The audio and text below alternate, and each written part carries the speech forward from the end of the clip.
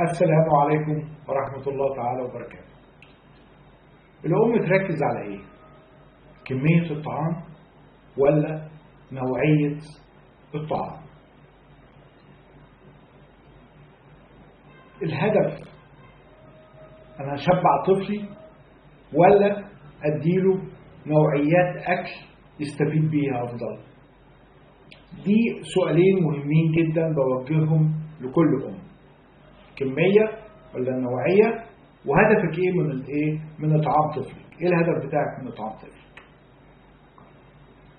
فكري فيها كويس وحضرتك رد عليا. انا هرد عليكي بعد ثانية واحدة. الهدف مش ان انا اكل طفلي عشان اشبعه، لا. الهدف ان انا اشبعه طبعا، دي نمرة واحد. نمرة اتنين، اديله نوعية معينة من الطعام اللي هي تفيده.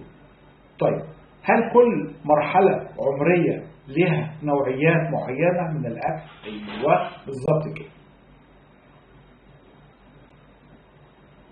مثلا مرحلة الطفولة، مرحلة البناء، فلازم أدي طفلي نوعية معينة بالطعام اللي هي تساعده في بناء جسمه. مرحلة البناء في غاية الأهمية. يبقى مرحلة الطفولة أقوي عظمه، أبنيه كويس. طيب، دخل ابني بقى الحضانة، ابتدائي، إعدادي، ثانوي، لازم أهتم بنوعية معينة من الطعام اللي هي هتزود المناعة بتاعة جسمه وتساعده في مقاومة الأمراض. خلاص تعرض للمناخ الخارجي وبدأ يخرج ويحتك ويروح وأماكن زحمة، وده بيعطس وده بيكح والحاجات دي كلها، فلازم اديله نوعية معينة من الطعام اللي هي تزود مناعته وتخليه يقاوم بعض الأمراض اللي ممكن يتعرض ليها. طيب، ممكن تلقي لنا الضوء يا دكتور على بعض الأطعمة وموجودة فين وكمياتها، ولا أدي لطفلي أي كمية ولا إيه بالظبط؟ ده اللي احنا هنلقي عليه الضوء دلوقتي. لو اتكلمنا مثلا على الأطعمة المهمة لتقوية عظام الطفل، احنا قلنا أول 6 شهور من عمر الطفل ما بيحتاجش كالسيوم. بعد كده من 6 شهور لحد سنة بيحتاج 270 مللي جرام كالسيوم في اليوم. من سنة ل3 سنوات بيحتاج الطفل 500 مللي جرام كالسيوم في اليوم. في غاية الأهمية عشان أبني عظم قوي وأسنان قوية بالنسبة للطفل. طيب، بعد 3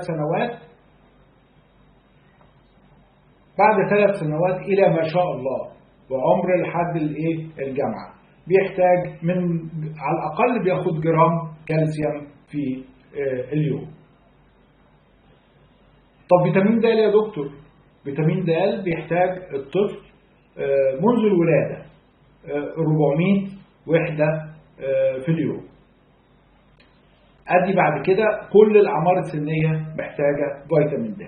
إنما لو مرحلة معينة من العمر بتبقى ليه جرعة مختلفة كجرعة علاجية، مرحلة معينة من العمر ممكن أنا أوصل إن أنا أديله إزازة الفيد دروب كلها على نص كوباية مية بياخدها كل أسبوع. بس في الحالة دي لازم أكون محللة فيتامين دي في الجسم، بيكون عنده أعراض فعلا نقص فيتامين د. احنا اتكلمنا عنهم، لو رجعتوا ورا شوية هتلاقوا أعراض نقص فيتامين د بالنسبة للطفل وكل الأعمار على فكرة. طب يا ترى ايه هي الأطعمة الغنية بالكالسيوم؟ هنتكلم عنها دلوقتي حالا. لو كلمنا مثلا كوب زبادي قليل الدسم ده فيه 400 مللي جرام كالسيوم. كوب الحليب فيه 300 مللي جرام كالسيوم. كوباية البودنج الأطفال طبعا بتحبها جدا، والكبار وكل الأعمار يعني بتحبها، موز، شوكولاتة، فراولة، أي حاجة اللي حضرتك بتعمليها دي بتحتوي على 280 مللي جرام كالسيوم. عسل أسمر فيها 200 مللي جرام كالسيوم.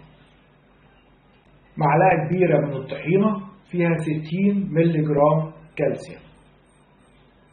مثلا أنا كأم عرفت الكميات دلوقتي من الدكتور محمد، المحتويات بتاعت كل أغذية، وأنا عايز أديله مثلا لطفلي 500 مللي جرام كالسيوم في اليوم. كمية كبيرة هلاقيها فين؟ أبدا. ده هي كوباية الزبادي وعليها معلقة عسل أسمر، كده خلصت الكمية اللي الطفل محتاجها.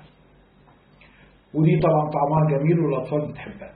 خدت بودنج خلطت معاه معلقة عسل أسمر، كده برضو قربت من الكمية اللي هي محتاجها. وهكذا أنا أولف كل الكميات وكل أنواع الأغذية بالكميات بتاعتها الموجود فيها الكالسيوم. نتكلم عن الأكلات الغنية بفيتامين د. لازم أشوف أنا هتعرض للشمس إمتى اللي فيها الأشعة فوق البنفسجية. احنا اتكلمنا عن أهمية الأشعة فوق البنفسجية في غاية الأهمية، بس ما بتكونش موجودة في أي وقت. بعد شروق الشمس بساعة وبعد العصر بساعة بعرض طفلي تعرض مباشر لأشعة الشمس. بمعنى أنا مثلا قافلة الإزاز والشمس داخلة في الأوضة، لا دي مش مباشر، لازم أكون فاتحة الإزاز. صيف شتاء صيف شتاء، إنما ما أقولش مثلا ده الدنيا ساعة هفتح وبتاع الحاجات دي كلها، لا. وبتعرض بعرض المفاصل الكبرى بالنسبة لطفلي، يعني بالنسبة للإيدين والرجلين بعرض المفاصل الكبرى لأشعة الشمس في الفترة دي اللي احنا قلنا عليها، اللي هي بتكون غنية فيها الالترا فايولوت ريز او الاشعة فوق البنفسجية. يبقى دي مصدر مهم جدا عشان تحول لي فيتامين د اللي موجود عندي في الجسم اللي انا اخدته عن طريق الاكل بتاعي والمتخزن عندي من طريقة غير نشطة لطريقة نشطة بيستفيد بيه الجسم بتاعي. يبقى عندنا صفار البيض، سمك السلمون والتونة والماكريل والمشروم. هنتكلم دلوقتي على الأطعمة اللي بتزود مناعة الطفل. أول حاجة بالنسبة لنا هنتكلم عنها اللي هو فيتامين سي أو فيتامين ج. فيتامين ج موجود فين؟ كلنا عارفين فيتامين ج، بس كلنا بنغفل دور حاجتين في غاية الأهمية موجودين في فيتامين ج بكمية كبيرة قوي، اللي هو البروكلي والجوافة. الاثنين دول أغنياء جدا بفيتامين ج، مع طبعا البرتقال والليمون والطماطم والأسرة دي كلها، أسرة الموالح كلها والفراولة، كل دي غنية طبعا بفيتامين ج. عندنا برضو الكيوي، عندنا الفراولة، عندنا الفلفل اللي هو الألوان اللي هو الأحمر والأخضر والأصفر، ده برضو من الحاجات الغنية جدا. الطماطم برضو من الحاجات الغنية بفيتامين ج. لازم اعمل تشكيله كده بالنسبه للطفل، يعني طبق سلطه مكون من الحاجات دي كلها في غايه الاهميه، واعوض طفلي عليها، دي في غايه الاهميه، هتديله كل اللي محتاجه اليومي، الاحتياج اليومي بتاعه من فيتامين ج. فيتامين ج ده يا جماعه من الحاجات اللي هي بتزود انتاج كرات الدم البيضاء، فطبعا بتقاوم البكتيريا والعدوى والفيروسات اللي هي ممكن يتعرض ليها الطفل.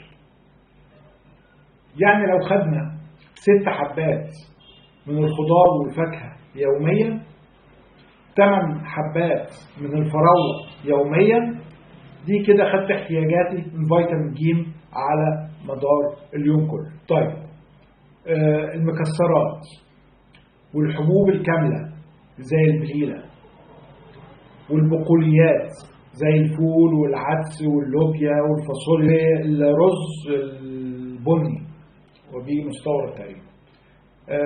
الحاجات دي فيها ايه يا دكتور او غنيه بايه؟ غنيه بفيتامين اتش. فيتامين اتش ده في غايه الاهميه برضو. الناس طبعا ممكن مش مشهور قوي، انما احنا الاكلات دي مشهوره واحنا بناكلها طبيعي، بس ممكن مش عارفين ايه القيمه الغذائيه اللي موجوده فيها. طب بيعمل ايه فيتامين اتش ده؟ فيتامين اتش ده بيحفز انتاج خلايا دي بتدمر الجراثيم والبكتيريا والفيروسات. عندنا لحم البقر، وعندنا الكبده، وعندنا صفار البيض، وعندنا منتجات الالبان، وعندنا البقوليات. الحاجات دي غنيه بايه يا دكتور؟ غنيه بعنصر الزنك. طيب ايه فايده عنصر الزنك؟ ده في غاية الأهمية.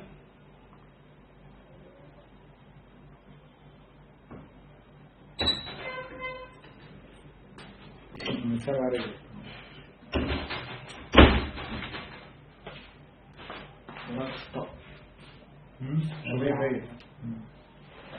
لا على بعض.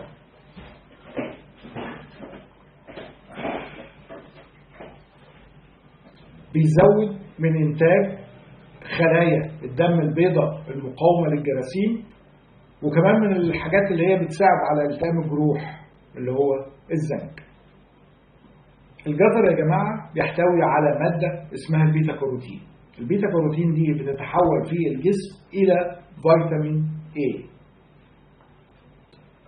عندنا الشاي الأخضر. الشاي الأخضر بيحتوي على عناصر مضادة للأكسدة. أشوفكم في فيديو تاني إن شاء الله، وأرجو أن نكون استفدنا، والسلام عليكم ورحمة الله تعالى وبركاته.